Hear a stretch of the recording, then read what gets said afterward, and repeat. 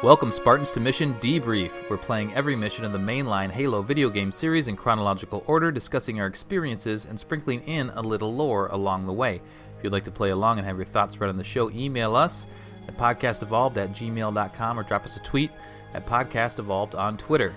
We'll be kicking off our coverage of Halo 5 with the Osiris mission on the next episode. If you like what you hear and you want to support the show, visit Podcast Evolved on Patreon. This episode, we're recapping Halo 4 Spartan Ops and discussing its place in the pantheon of Halo stories. I'm your host, Colin Perkins, alongside David Arnold. Hello, everybody. And Krista Brown. Is it finally over? You're free, Krista. You're free. God. I don't have to play Spartan Ops. The monotony. It's done.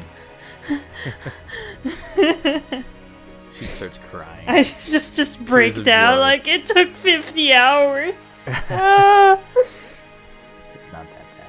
It was that bad. Alright, so I'm just going to do a quick overview. Normally I do an overview of all of the games, but I'm just going to do an overview of Halo 4 and then Halo 4 Spartan Ops. So we'll just kind of do a quick recap of those. I guess it's one game, but it's two different stories. So after 4.5 years of floating in deep space, a potentially rampant Cortana woke Master Chief when nearing a Forerunner shield world named Requiem. With a Zealot Covenant sect and the newly discovered Prometheans breathing down their necks, the duo got tricked into releasing the Didact while trying to contact the UNSC supercarrier Infinity. The Didact escaped Requiem and used the Composer to start digitizing humans on Earth to take vengeance on his old foes and reclaim the mantle of responsibility. Cortana sacrificed herself to help John 117 defeat the Didact, destroy the Composer, and return home.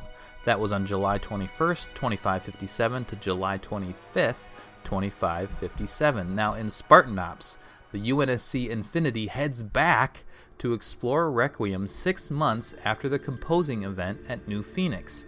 Jul and Dama's his covenant, are spread throughout the shield world and searching for Forerunner secrets.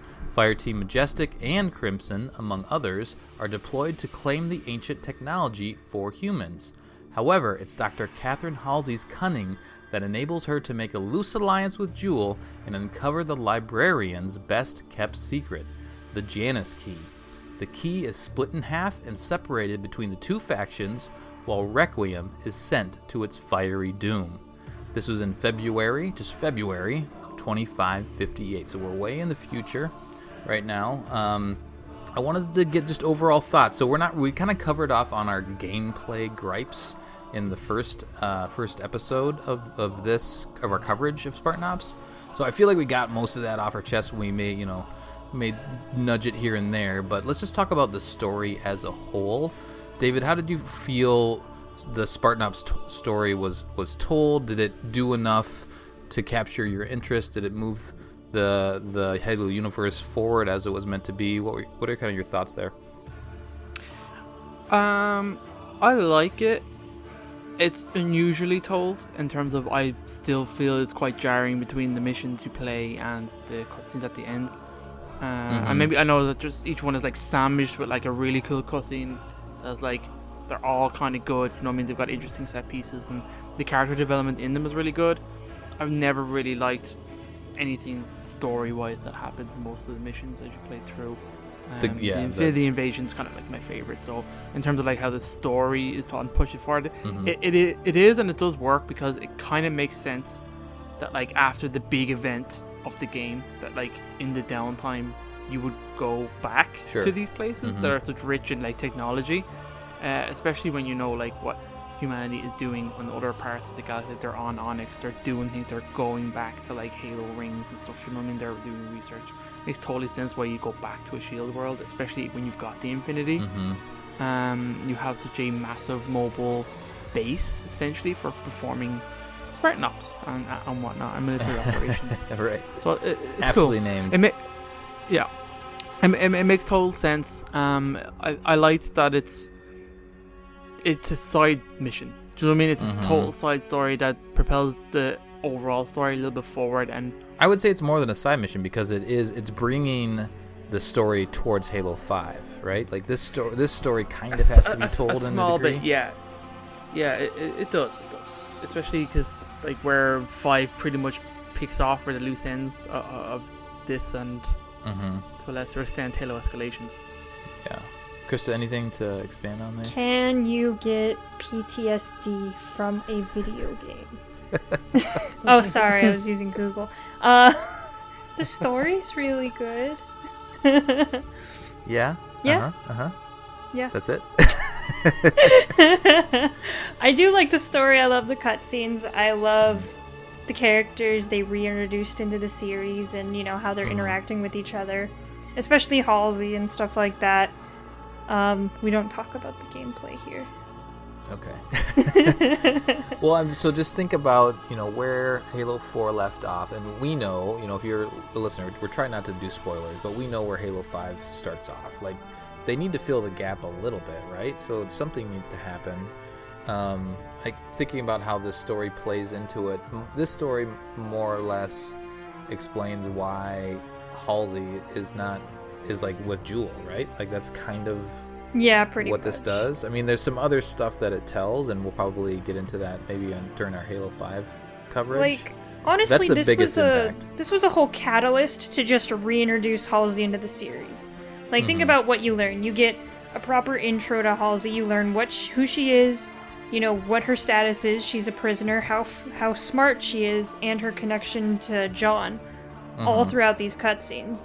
This was to introduce Halsey so that, eventually when Halsey kind of comes back and stuff happens, you have an emotional connection to her.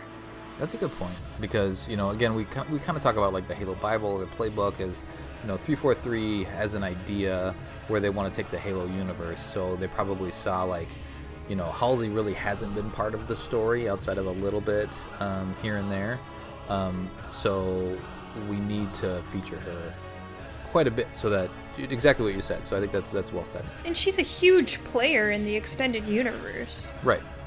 Yeah, totally. Yeah, absolutely. So who's the best character from Spartan Ops? Is it Halsey?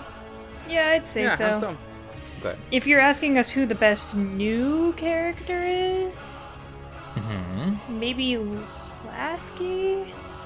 Maybe Roland. I mean, Lasky wasn't really new, and neither was Sarah, so maybe Roland. Roland's a great character. Well, and that's in Halo. I mean, they're both in Halo 5, but they're fleshed out quite a bit more in Spartan Ops. Yeah. What about new characters for you, David? I will probably say Roland, just in terms of, like, he has a good arc, I think, and he's kind of important in what happens in Halo 5 and presumably Infinity. I wanted to say Jewel, but then most of his most interesting things are not in this game. Yeah. Actually happens before it, so... Sure. In the extended lore. Yeah, exactly. Like, I mean, he is one of the most interesting characters in this, but, like, his part isn't very interesting, and he's pretty one-dimensional. And he comes across as kind of... Okay, he's sly and he's smart, but he's a little bit gullible at the same time. Like, he's totally kind of blind to what... The thing that he thinks is right in front of him, that he wants, and that this is it, regardless of what it actually is. And we kind of know from the books and stuff that he's smarter than that. So, okay, I guess. So Roland is probably my same answer. Mine is Palmer, and I'm one of the few supporters in our on our team. I hear you, Aaron. Aaron's giving me a fist pump. Yeah. I don't mind Palmer. But she does shine, and this is kind of her story, and there are a couple other stories to be told that feature Palmer. I think, thinking back to what 343 is trying to do with, like, bringing forward new characters and things like that. We talked about how Bungie killed off a lot of the characters in the past, and they needed a new pool of people to feature in the games, and Palmer was one of the characters that they came up with, and I think that they did a good job of giving her some grit and making her feel, I don't know, she feels like a veteran, and she feels like she has some authority. And I know, David, you said, like, she kind of falls to the background when there are other characters that are, I guess, more authoritative in scenes. More senior. Yeah, but she, I think she fills her role as the Spartan commander when she's in charge of her Spartans. She's in charge, and I really like how they portrayed her from that standpoint. What do you guys think about the Covenant? You talked a little bit about Jewel, David. How did they their art? We're used to now. We played Halo 4, so we're used to them not speaking English anymore. That's fine, but they're very brutey. They're still very zealots, but what do you think about how they're portrayed in Spartan Ops versus how they're portrayed in other games, David? Our Spartan Ops compared to other games. I like the art design. I like the sect. I guess they do have that kind of zealotry about them in terms of like how they are venerating the Forerunner artifacts that you see around, and even like how they deal with the characters and some of the brief kind of dialogue you get of some of the Sangheili in it. Other than that, I mean, they're not amazing. The missions that they're in are kind of, I guess it's just the nature of the mode we're talking about. Like it didn't feel like it was built to tell stories in many kind of ways. So like we only have two characters in the Covenant. You have Jewel and Gek, right? And that's it. And Gek only exists in the cutscenes. Well, same as Jewel, but like Gek is, I don't even think Gek is even in the books. He's not. I looked this up. He's only in Spartan Ops. And maybe he would have been an interesting kind of sub boss to have. I thought he's in Extended Lore. I thought. I didn't think so. I thought I looked this up. I'm pretty sure he's featured elsewhere. But anyway. Damn it! I'm gonna have to look that up. Okay. Well, then there's with it, and then we could have been wrong for all time. There's Parg Vol, who was a little kind of mini boss guy that was featured. But yeah, those are really the only named Covenant that are featured. Gek. Oh, I think you're right. He's got like a nice. He's featured in some books and stuff. Where is he? Krista, any other thoughts while he's looking that up? Covenant, like how the Covenant are. I mean, they're the big bad again, but they're also supported by the Prometheans in this story. Yeah, I mean, and like. Yeah, he's in Smoke and Shadow. Oh, is he? And Renegades. I think he seems to be mentioned in Renegades. Looking at all these quotes. But, Sangheili are an interesting race, and I think that these ones in particular weren't very interesting. They were just very religious zealots and, just kind of crazy aliens. I think later in the series and through the books you kind of see more character out of Sangheili in general, and especially Jewel Mandama, but they were just kind of sub-characters in this, where it mainly focused on human characters and human interactions, and the elites were just there to be an antagonist in the series. Yeah. Anything else to say about Gek there?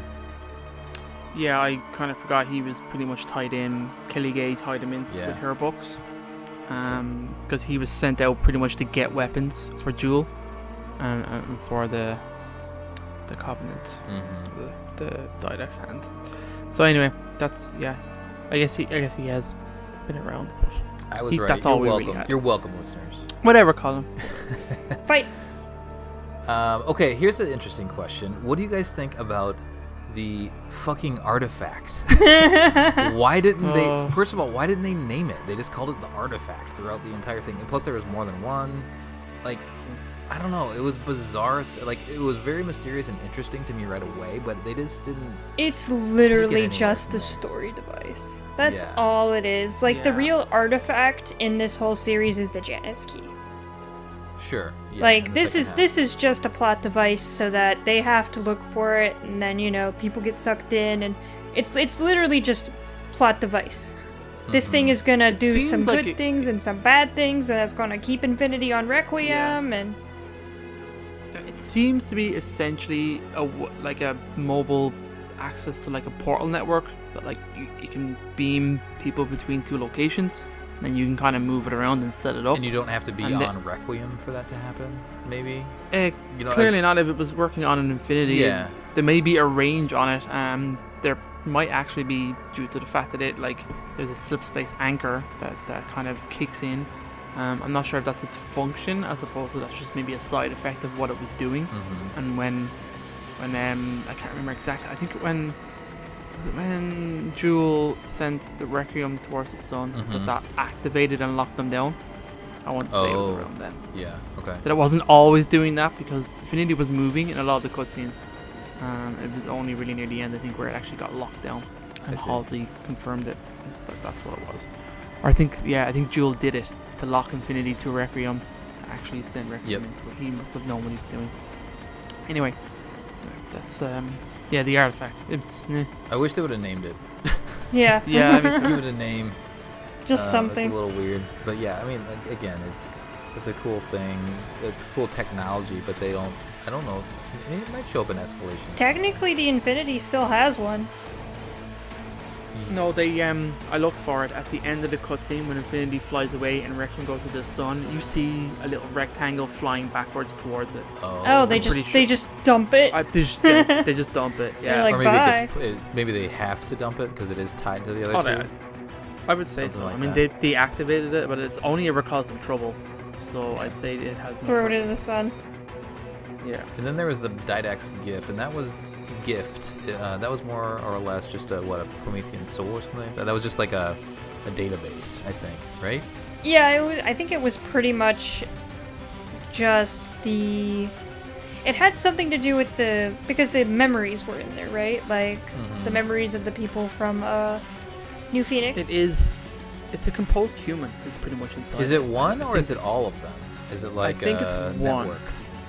Because, well, if they called it the Promethean soul, and I know the Prometheans are essentially individuals, so like, I'm assuming it's one because when she opens it, like a figure, almost like a hologram of an AI human-shaped body appears for a few seconds and disappears. So And I assumed it was one, and- a singular. When we talk about the Prometheans earlier, you know how they always dissipate, right? And, you know, they flake away, they get snapped. Do you guys remember how this stuck around? Like, for some reason, this one didn't get, I don't know. They're called purged. Yeah. That beam of light, that's what Cortana says at the start, that it's a data purge. Why it doesn't? Maybe because of the environment it was in. Maybe they cut it. Maybe it needed to be on Requiem to be Maybe purged. cut it I'm out not or sure. something like that. Yeah. Like, Maybe that could be it's disconnected from the network, for lack of a better term. Whatever I way think that they works. found it on Requiem, though, I think. Oh, So, they I don't did, know. but like Jewel wanted them to have it. It was kind of a bait and switch. Yeah. I think he gave. Anyway, there might be a little explanation somewhere, like Halopedia or something like that. But anyway, it was interesting tech, but again, it was, you know, it could have been kind of anything, you know, in that role.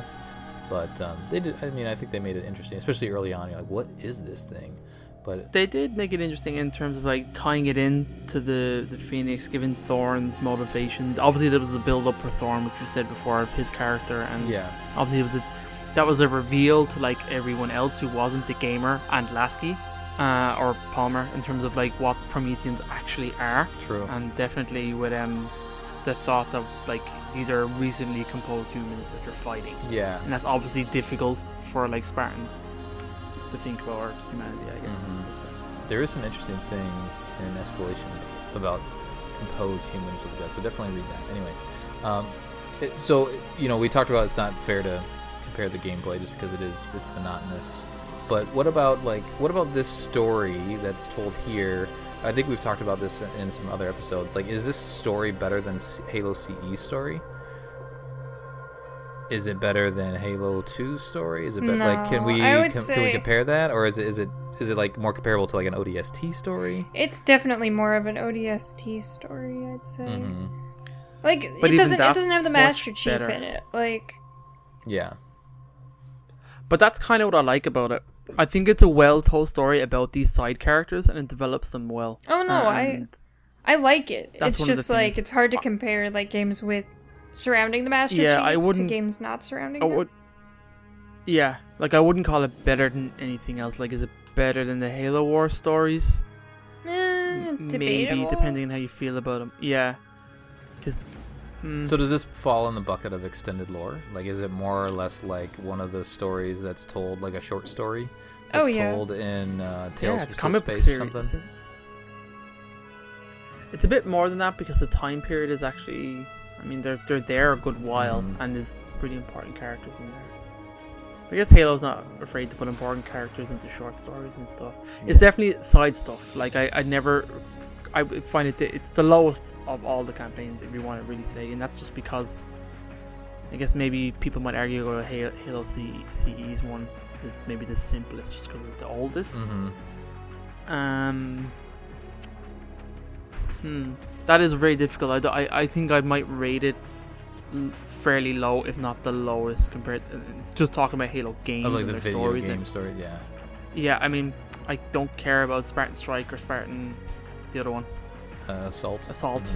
Yeah, I mean, I know there are Palmer stories on Infinity. Essentially, they're like war games, I think, aren't they? They're like Palmer's featured in the first one, I think, Strike. Yeah, But she. Yeah. I don't care about those ones, so I imagine it's better than those. And those are canon stories told in games. Yeah. Okay, so then what do we think now? So we're not going to rank the games or anything like that. We're not at the end of the show anyway, but I wanted to at least talk about what do you think of the overall Halo 4 package when compared to, at least from the things that we're interested in. There's multiplayer and all that stuff in all the games.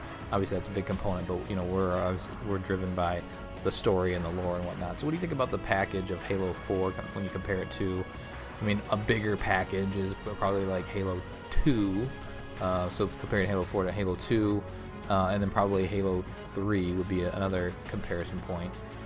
What do you think about everything that you get in Halo 4 when you're comparing to the others? Krista, do you have any thoughts on that? The Master Chief story in Halo 4 is very different than the other Halos. It's not, the stakes aren't as big, they're not galaxy-wide. It's more of an emotional story between two characters, which I really like. And then you go to Spartan Ops, which is one of the only times we've actually really seen the aftermath of a big numbered Halo event. Which is interesting, and it's interesting how they, the Infinity wasn't a big player in Master Chief's story. It was much more about Cortana and Master Chief themselves. And the Didact kind of is in there as well, but it's nice for them to introduce something so interesting and a bunch of characters that, like, the new Spartan class, Lasky, all the stuff that's happening, and then letting you see more of that in the game that you actually saw them in first. Sure. Like, this isn't a short story, this isn't a comic. It's very nice to, like, the gameplay isn't great. We've said that a million times, but it's nice to be able to sit down and watch and see what the aftermath of everything is. Like, what happened right after New Phoenix? How do people think? How do people feel about that? What's going to happen to Requiem? We know there's still Covenant around there. What are they up to? What's up with the librarian? Is she still there? We've seen her for like 5 minutes and now she's gone. So I think it's a really great story, and I think it ties into Halo 4 really well, and it just kind of deals with some of the stuff that happened in Halo 4. It's interesting that when you think about the original, the Bungie Halos, you're more or less led to believe, if you're just playing the games, that you're the last super soldier.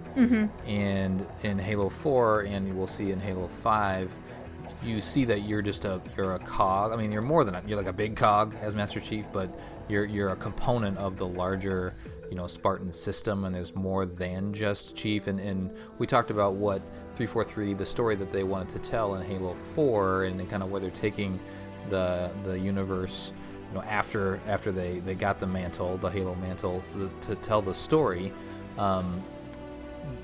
They are telling about the Forerunners. They focused on that backstory, or that kind of that secret underlying layer that was left by Bungie. But then they're also telling, hey, there's more to it. Let's bring forward all the other Spartan 2s, and let's bring forward the fact that there's all these other fire teams that are out there. There's just lots more to the universe, and I guess that's just part of what they wanted to do as they were formed, and they want to bring the Halo business forward and expand it so much. But you feel like Master Chief, he's still the main character, but he's not. I don't know. Is he still dead center? I guess that's maybe where I'm getting to. He's the main hero, but he's not the complete center of the universe as he felt in Bungie. Does that make sense at all, David?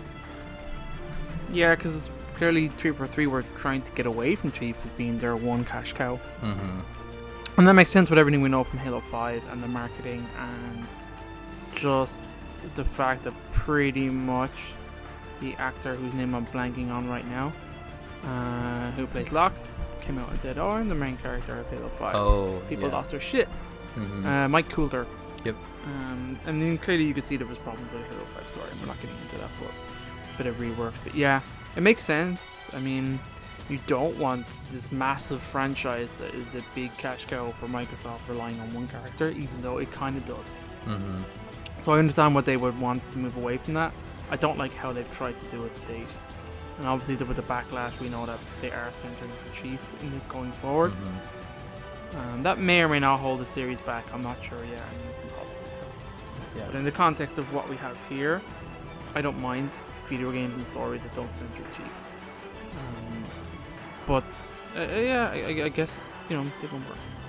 So what do you think about should future games, and again, we're not we're 5 exists, so as we're recording 5 exists, Infinite does not exist, but should 343 do something like this again, where they have a campaign that that's the game, and then there's the multiplayer, that's the game, and then separately you can also think maybe this was DLC. Should they do more story stuff for nerds like us in a similar manner, like Spartan Ops? Granted, 100%, because that's where you get to experiment, And they've already and that's where you get. they've already kind of introduced this story DLC in Halo Wars 2. We got 2 very meaty story DLCs. It's the first one we've actually ever gotten a paid DLC in a Halo game.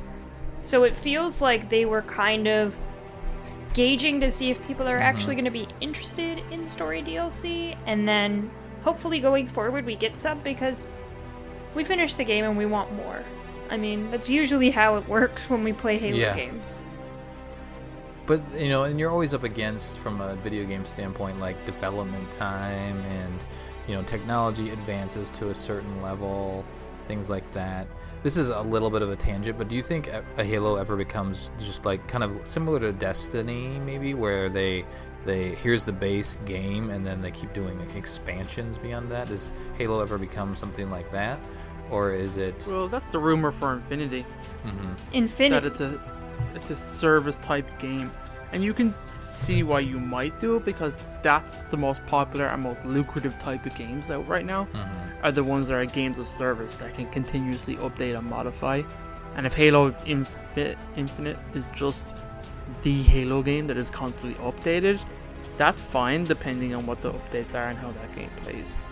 And obviously they're moving away from numbered games as well, so that's quite telling.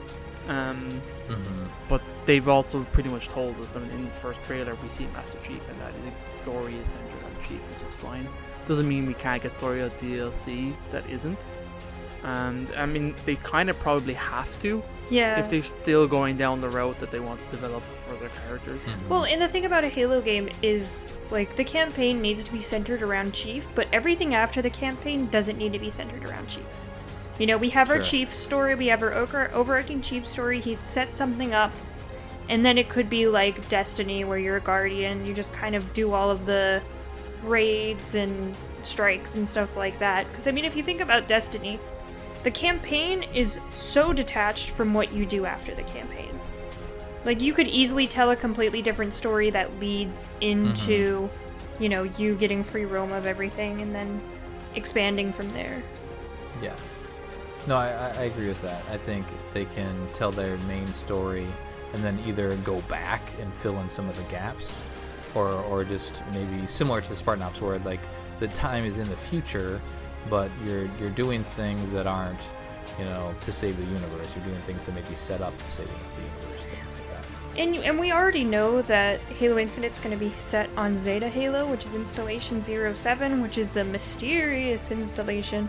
So, the campaign could have something to do with, discovering the installation, fighting the big thing on the installation, and then kind of like Spartan Ops, our story is holding the installation, dealing with whatever's left on it, and stuff like that.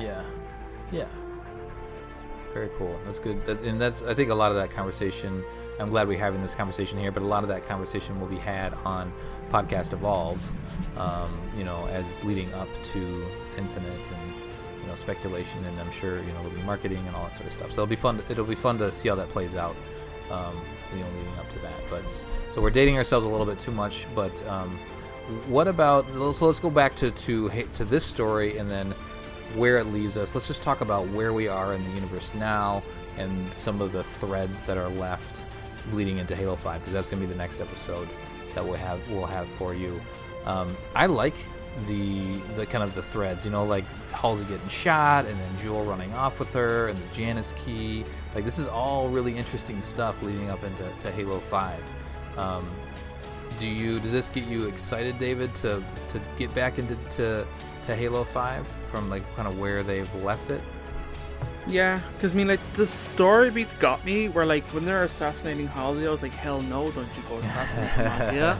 So to see her get shot, her get to pass out, you don't know what the damage is. That's cool, and definitely I felt it. And so building the characters up and the motivations going into Halo 5, definitely. There's what was the original question? Just kind of the threads, the story threads leading to Halo left. 5. Mm-hmm. Yeah, because where it kind of leads us is Jewel and Halsey are two kind of complete opposites, but they're also incredibly similar. They're also which is kind salty. of fascinating. So yeah, they're salty as fuck. Mm-hmm. So Halsey is one of the most incredibly dangerous humans in the kind of Halo universe. So giving her to your enemy, and then giving her motivation to hate you, is a dangerous combination, especially because Jewel seems very resourceful, and he has a plan. Do you know what I mean? And he is way more intelligent than I suppose he's really given credit for, just from the cutscenes, Yeah.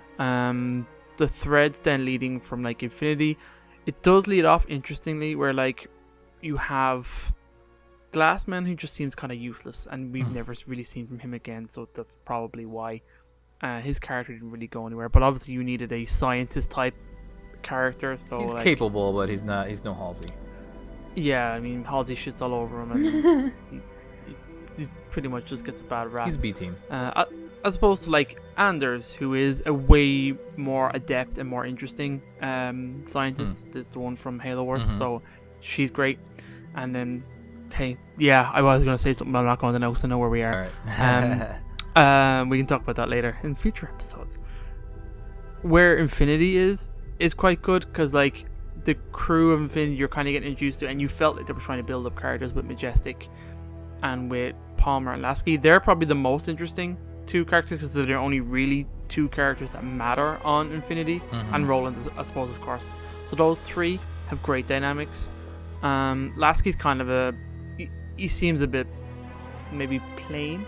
Do you know what I mean? In terms of but in the books, in the story, he's chosen very specifically for his shrewdness and stuff like that, and there's more behind him that isn't really shown here, and he essentially was selected by Oni for this mission.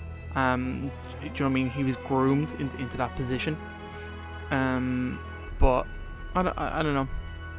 Yeah, it's good. I like it. I liked where it was going. Obviously, Halo 5 did something completely different, but it was interesting where the universe led off, and we'll talk later on where the other media that picked up those threads and kind of pushed them forward again. Kristen, anything to add from that standpoint? I mean, something you also failed to mention was just the Master Chief aspect of all of this. Master Chief's really broken. He's gonna recover, but we don't really know how. He has zero ways to handle any kind of emotions he has. So we have a middle-aged, emotionally unstable super soldier, and we have no idea what he's doing. We get one comic in Escalation that kind of reintroduces him into the series, and then just kind of boom, he's off doing something else now. So and then of course Cortana, I mean, we have no idea. I mean, she's dead at this point, so it's Is there going to be a clone of Cortana? Is he finally going to end up with another AI? Is Master Chief even going to accept another AI? Mm-hmm. So, I mean, that aspect is really interesting just because at this point in the series, it's just, what is Master Chief going to do next? Yeah, where does he have to go? Well, to this point, it's always been Chief and Cortana. I mean, outside of Reach, but in the Chief games, it's been Chief and Cortana together. So now that she's gone... and that's, I mean, I feel like they hammered that home pretty well in Halo 4. They touched on it a smidge in Spartan Ops. And, leading up to Halo 5, they'll touch on it more. But him without Cortana, he's been with her for 7-8 years. Yeah. Like, it's a whole different ballgame for I mean, granted, he's been asleep for like 4 years for that, but... At the same time, I mean, we only know Chief with Cortana, and he has... Chief isn't much of a character. They haven't been together for 4 years, though, yeah. have they? Because didn't they just get introduced in Or no, they were Reach. introduced before. No, C. they were in Reach. Reach-ish time. Yeah, but Reach-ish time. Oh, I guess, because they tested together. The boot camp didn't they? story. Yeah. Yeah, right. they did stuff together. Okay, that's right. So they have been together quite a while, even if, he was sleeping for half of it. Yeah. But at this point, like, us as a character, or us as a, us as consuming this media, doesn't really know who Master Chief is without Cortana. Right. The only time we've ever seen Chief without Cortana was in Halo: The Fall of Reach, and that was when he was studying to be a Spartan anyway. He was a completely different person at that point. Like, before Spartan Chief and after Spartan Chief are two completely different people. Yeah. So, Yeah. we don't know Totally agree. we don't know who 117 is without Cortana. So at this point, it's just like, Spartan Ops didn't really give us anything with that, which is completely fine because it doesn't need to touch on that. Mm-hmm. But at this point, it's just a big question mark. It's just, what the hell is this guy gonna do next? Yeah. He's But kind I of think- a loose cannon wild card. Cortana, this is probably obvious, but having Cortana integrated into who he is, like, if Cortana wasn't there in the story, Chief would have been somebody different, right? Like, she's helped make him who he is, who we know Chief is up until this point. So now that she's not there, is it, what do we expect? What can we... Also, Well, I felt like Go ahead. most of that growth was in Halo 4, where she was asking him questions that weren't mission related, where she was asking him, where she was faced with her own mortality, and that really troubled him. So Yeah. I felt like character growth, This I is think. where you see but it. when you're Yeah. when you're thinking about, like, let's think about how she nudged him in Halo CE in certain ways, and she just their kind of ongoing dialogue, and how he more or less became to rely and trust on her, in her, I don't know, just And I mean- expertise or wisdom, right? in general, like, Chief and Cortana are pretty much this one character. Chief is the physicality of the character, and Cortana's the voice and the mind of the character. Chief himself, like, before Halo 4, doesn't really do that much by himself. It's mostly Cortana talking, Cortana telling you what to do, Cortana introducing you to everything, and then Chief going out and going guns blazing and doing, funny quips. well, in the games anyway, it portrays him like Yeah. that, but in the books, in the books, obviously, it's different. he's done things for years. Yeah. Yeah, and she, I'm just thinking about, she's in and out of his head in Halo 2. And he's without her for a while until we finally find her in Halo 3. So there are some points of separation, but yeah, I mean, they're kind of they're together, right? In my mind, it's Chief and Cortana. They're kind of one person together. That character she needs to be in his head for him to be Chief. Which is interesting that, like, that's how Spartan 2s were designed. They were supposed to be integrated with AIs, all of them. Mm-hmm. Yeah, Chief was just something kind that, of a test model for that. and maybe this wasn't explored. Maybe this wasn't explored. I'm not recalling, but I don't think Halsey ever considered that there might be a relationship formed. Maybe that is somewhere, but it might be in her thinking of the journal whole or life cycle. Yeah, it might be in there somewhere. Thinking of the life cycle, like, so Spartans are going to live for forever, right? But they'll it's almost like have a new. This is a bad example. Well, it's a good example. It's like when you get a dog, right? The dog is going to live for 10-ish years, but you usually have, multiple dogs across your lifetime, or pet in general, right? Yeah. So I don't know if she considered, hey, you're gonna have one AI for this amount of time, and then we're gonna give you another one. How does that affect the Spartans? It's interesting stuff to think about. All right, so let's talk about. We're not going to compare. I told you that already. We're not going to compare this to the other games because it's kind of one. We've already compared Halo 4 to the other games where we rank them. But let's talk about the next episode is going to be Halo 5. So how do you get ready for Halo 5? There's actually a graphic, and I shared it with you guys in our private chat. But I don't think I've ever seen that outlines all of the resources. Like if you're into the lore like us, it says, okay, here's all of the stuff that you should try to consume that helps lead into Halo 5. So there is from like a audio visuals, what you can watch is there's Halo Nightfall that you can watch, and that talks about Locke. There is the Halo 2 anniversary cutscenes with Locke in them, and that's where he's talking with Arbiter, and we cover that in Halo 2. So that stuff will make more sense. Actually, that folds directly into Halo 5 at some point. Then there's the Fall of Reach animated series, which I just started watching last night, and it's better than what I remember. So that's solid. And that talks about kind of Blue Team, like the origins of the Spartan program and Chief and Blue Team. It's the first third of the grew book. Up together. Of the comic, yeah. Oh no, of the book itself, like the Fall of Reach. Oh, it's like sure, the first of third. the book too. Yeah, because there's a comic series, Fall of Reach, as well. There's a lot of Fall of Reach content out there. If you don't know what happened during the Fall of Reach, you gotta look a little harder, people. Yeah. You're not even playing Halo. Yeah. So then you can read Escalation, which will continue the story of Halsey and Palmer and Lasky and the Janus Key. It'll start to wrap some of that stuff up. Escalation also tells about Chief. There's I think it's issues 8, 9, and 10 talk about Chief, and there's some other interesting stuff in there with Didac. So read that. We'll go full spoilers in Halo 5. It also tells about Holly Tanaka, who you will meet in Halo 5. She's in issues 17 through 24. There is also Hunters in the Dark, which is a book which you will be introduced to. What's Vale's first name again? I'm forgetting her first name. I always just called her Vale. Olympia. It's Olympia Vale. Olympia. So she's featured in Hunters in the Dark. Then we get to reacclimate ourselves with Buck and read Halo New Blood. There is a second one, but that's kind of after Halo 5. It's like literally right after Halo 5. Yeah. So New Blood talks about Buck because he is in Halo 5. And then there is Last Light, and that talks a little more about Blue Team. So I think Fred Kelly and Linda are all in Last Light. Yeah, they are. Some are more featured than others. Yeah, that's true. Yeah, I think Kelly has like one line or something in that. Yeah, it's mostly Fred, honestly. It's a lot of Fred. Yeah, it's a lot of Fred. It's Fred and his building. new side chick. Yeah, right. The Halo love story. There is also the podcast Hunt the Truth. So good. If you haven't listened to Yes. that, you have to. It's really fantastic.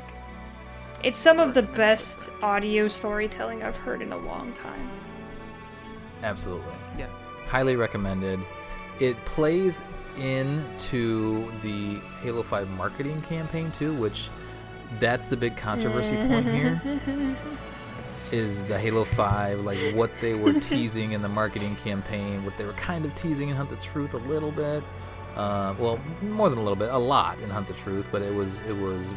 They set expectations for the story that weren't actually what the story was.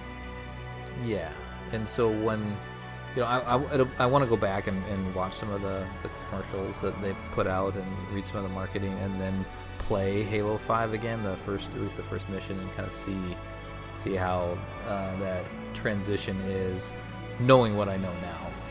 But so be wary of that marketing stuff. It's interesting, I guess, but it also, to your point, Krista, it may send you down the wrong path. You may have You'll go into the game with the wrong expectations for what the game is. So I mean, if you if somehow you've avoided all Halo 5 marketing and haven't touched the game at all, go into the game first, then watch the marketing and just be like, huh? What the fuck? What? Yeah, that would be interesting. Yeah, I think that's a good suggestion. I'll do it to Trent. I don't think Trent's played Halo 5. He'll be my guinea nice. pig. You should. Cool. All right. So we have some community questions. Anything you guys want to add before we get there? I think we're good. Cool. Mm-hmm. All right. So community question. I actually posted 2 on Facebook for some reason. Awesome. Wait, why why don't is we Facebook do one getting all first? the stuff? We'll sandwich. We'll first sandwich then. it. We'll start Facebook. Ooh. Go ahead, David. Colin Perkins created a poll, and I have one of the right ones this time. Admin September 23rd at 2 p.m. Who is the main character in Halo 4 Spartan Ops? Question for mission debrief, Halo 4 Spartan Ops recap. Got a few options in here and a couple of comments. So, overwhelmingly, people said Lasky. A lot of votes in there for Lasky. Fireteam Crimson is second. Dr. Halsey is third. Wait, Then you have Crimson is second? Majestic. Crimson is second. Oh, interesting. Yeah. But by very few, the votes are overwhelmingly Lasky, and then very small numbers of every single one after that. Huh. So like single digits.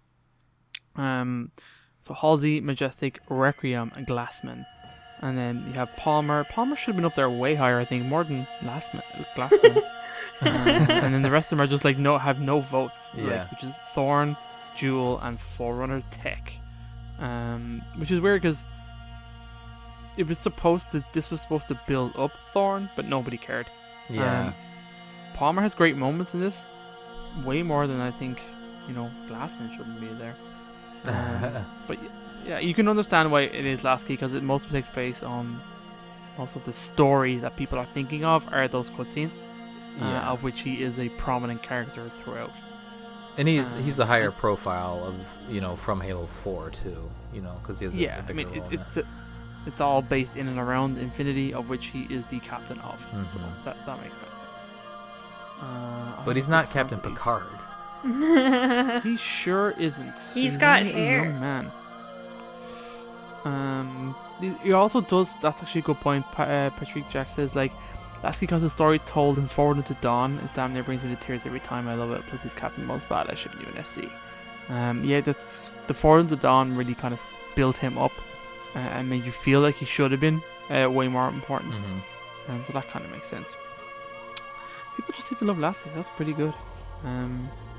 I guess it should be Majestic, because that's the one. I don't know.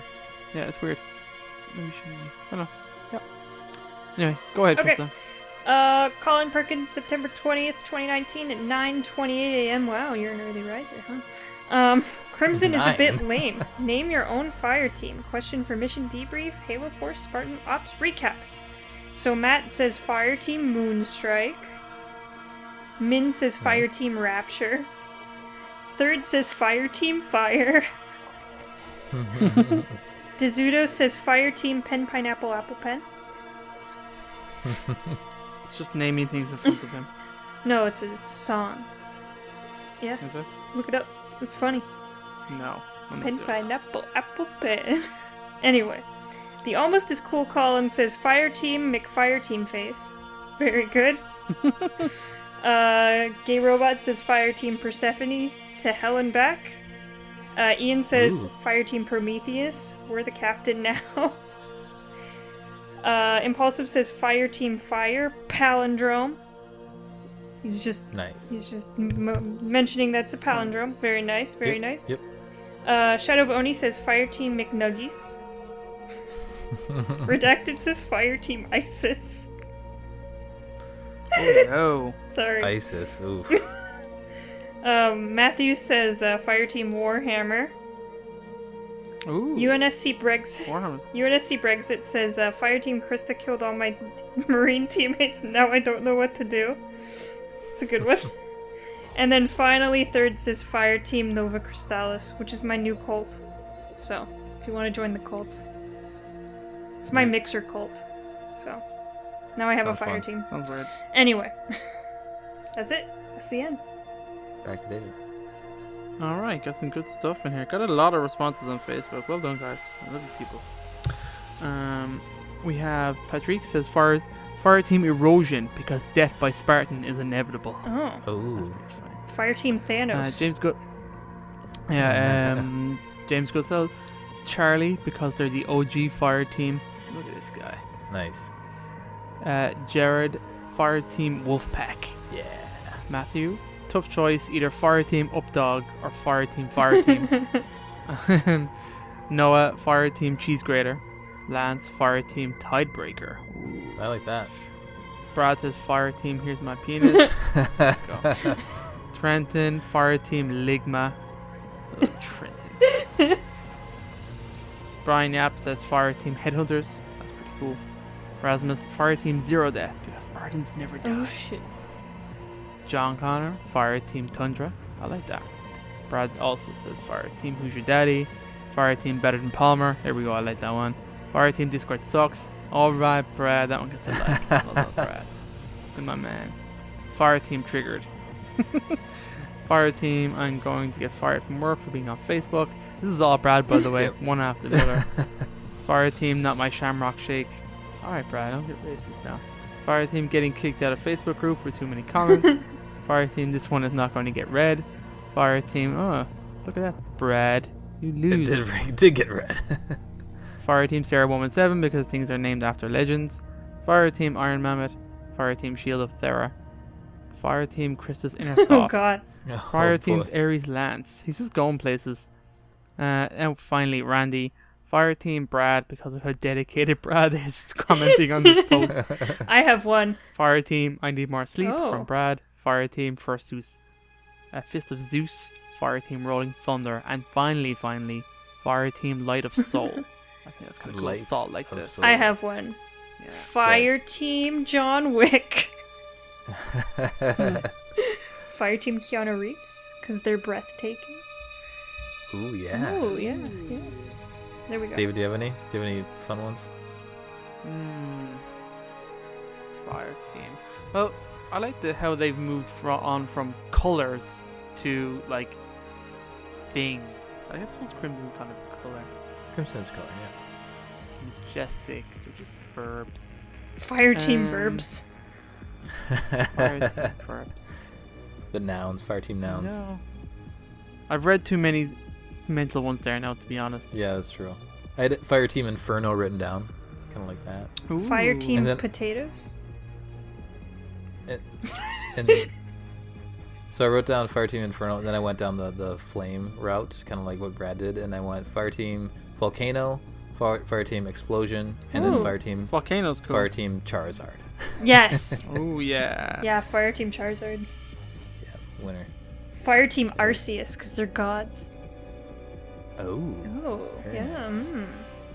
Pokemon references in our Halo. Mm.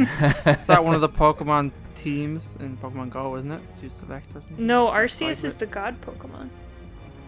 Oh, is it? He's just Well, literal god. Yeah. Oh wow. What about Fire Team Rocket? That would work. Ooh. Pokemon. Oh, that's really good. They're Oh, that's a blasting winner for off me. again. Fire Team Rocket. Dude. All right. Hell yeah. That will do it for our debriefing of Spartan Ops from Halo 4. In the next episode, we'll be covering the Osiris mission from Halo 5. Woo! Send us your thoughts at podcastevolved@gmail.com or drop us a tweet at podcastevolved on Twitter. You can also support the show by visiting Podcast Evolved on Patreon. Until next time, evolve. Evolved. Evolved.